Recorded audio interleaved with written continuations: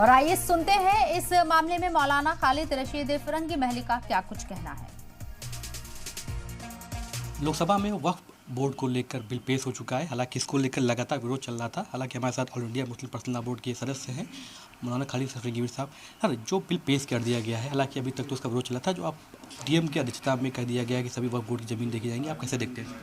नहीं, जो भी ये वक्फ एक्ट से मुताल्लिक़ जो अमेंडमेंट का ड्राफ्ट पेश किया गया है, ये हम लोग यहाँ की राय ये है कि इसकी कोई भी ज़रूरत नहीं है, बल्कि ऑलरेडी जो वक्फ एक्ट 1995 है, फिर जो अमेंडमेंट 2013 में किए गए, वो बहुत काफ़ी हैं वक्फ बोर्ड के वक्फ प्रॉपर्टीज़ के मैनेजमेंट के लिए।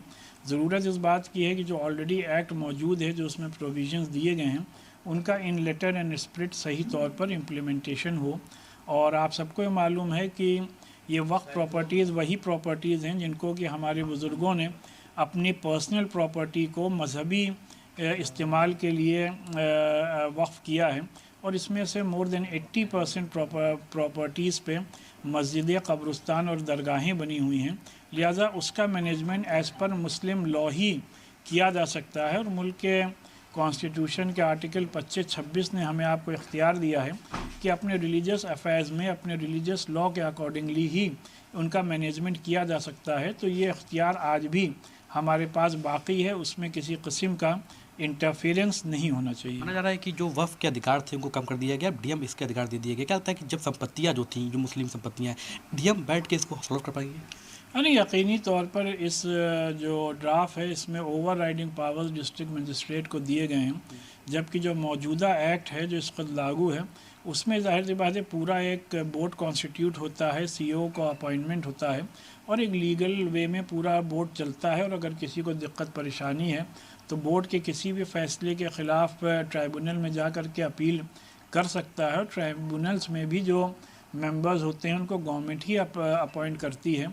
तो ऑलरेडी ये एक मेकनिज़म मौजूद है, उसके बाद इस नए मेकनिज़म को लाने की क्या ज़रूरत है, ये समझ में नहीं आता। कहा जा रहा है कि जो मदरसे मस्जिदें हैं उनसे छेड़छाड़ नहीं की जाएगी, बाकी जो जितनी डिस्ट्रीब्यूटर चीज़ें हैं उनको देखा जाएगा। ये ज़ाहिर बात है, जितनी भी वक्फ प्रॉपर्टी है उसका मैनेजमेंट और इस्तेमाल मुस्लिम लॉ के अकॉर्डिंगली ही किया जा सकता है, और ज़ाहिर बात उसको वही लोग कर सकते हैं जो मुस्लिम लॉ के जानकार हैं। तो लिहाजा उसमें किसी किस्म की मुदाखलत और इंटरफेरेंस नहीं होना चाहिए। धन्यवाद सलाम टीवी से बात करने के लिए। तो ये थे हमारे साथ मौलाना खालिद रशीद फिरंगी महली साहब।